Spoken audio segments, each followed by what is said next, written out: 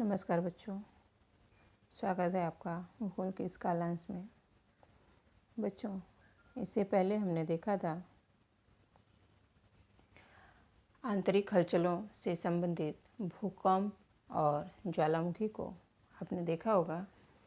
तो आगे बढ़ने से पहले थोड़ा सा हम जान लेते हैं कि हलचलें क्या होती हैं। बच्चों, पृथ्वी के भूपृष्ठ पर निरंतर परिवर्तन होते रहता है। ये परिवर्तन पृथ्वी की आंतरिक हलचलों तथा वायु प्रक्रियाओं के कारण होता है। हलचल बच्चों प्रवाह के रेडियो एक्टिव पदार्थों के कारण बहुत बड़ी मात्रा में ऊर्जा उत्पन्न होती है। यह ऊर्जा तरंगों के रूप में एक स्थान से दूसरे स्थान पर जाती रहती है। ऊर्जा की इन तरंगों के कारण पृथ्वी के आंतरिक भाग में अस्थिरता उत्पन्न होते हैं, जिसके परिणाम स्वरूप हलचलों का निर्माण होता है। आंतरिक भू हलचलें जो होती हैं वह मुख्य रूप से प्रवाह की ऊपरी परत में पाई जाती हैं। बच्चों, आज हम देखेंगे कि आंतरिक हलचलों में से मंद हलचलें क्या हैं और उनके प्रभाव कैसे हैं। प्रवाह क्या है, तो आगे बढ़ते हैं। देखते हैं सबसे पहले कि आंतरिक भू हलचलों का वर्गीकरण कैसे हुआ है। तो यहाँ पर आंतरिक भू हलचलों का वर्गीकरण जो हुआ है वह 3 प्रकार से हुआ है। नंबर 1 क्या है? गति।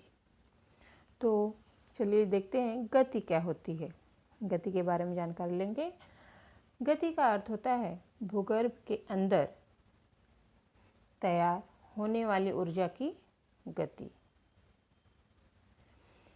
पृथ्वी के अंदर जो ऊर्जा है वह एक स्थान से दूसरे स्थान तक चलती रहती है, जाती रहती है, जिससे पृथ्वी के अंदर गति उत्पन्न होती है। यह ऊर्जा की गति कैसी है? मंद है या द्रुत है? मंद धीरे धीरे चलने वाली है या बहुत तीव्रता के साथ चलने वाली है? अगर यह गति मंद होगी तो पर्वत और महाद्वीप द्वीप का निर्माण होगा, और यदि यह गति द्रुत गति होगी तो भूकंप और ज्वालामुखी का निर्माण होता है। बच्चों, नंबर 2 है दिशा। दिशा में भी 2 प्रकार बताए गए हैं आपको। क्षैतिज समांतर भू हलचलें, ऊर्ध्वगामी और अधोगामी भू हलचलें। तो दिशा के बारे में जानते हैं। दिशा का मतलब है निर्मित हुई ऊर्जा किस दिशा से बाहर निकल रही है, उस आधार पर भू हलचलें होती हैं। इसमें पहला प्रकार है क्षैतिज समानांतर भू हलचलें, और दूसरा क्या है? ऊर्ध्वगामी और अधोगामी भू हलचलें। किस दिशा से बाहर निकल रही है? चारों दिशा से निकल रही है या एक ही दिशा से बाहर निकल रही है?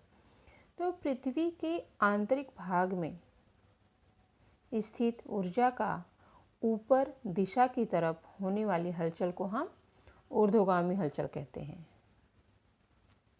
तथा अधोगामी भू हलचलों का अर्थ है भूपृष्ठ के आंतरिक भाग में निर्मित हुई ऊर्जा नीचे की दिशा की तरफ जब जाती है तो उसे हम अधोगामी भू हलचलें कहते हैं। नंबर 3 है बच्चों भूरूप। भूरूप क्या है?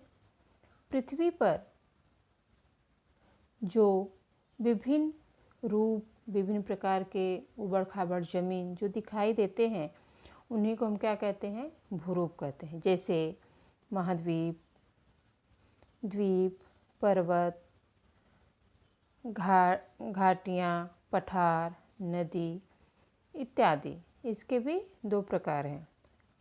क्या है? महाद्वीपीय और पर्वत युक्त। इसमें भी 2 प्रकार की क्रियाएं होती हैं। जैसे वलीकरण और भ्रंशीकरण। क्या होता है? वलीकरण और भ्रंशीकरण।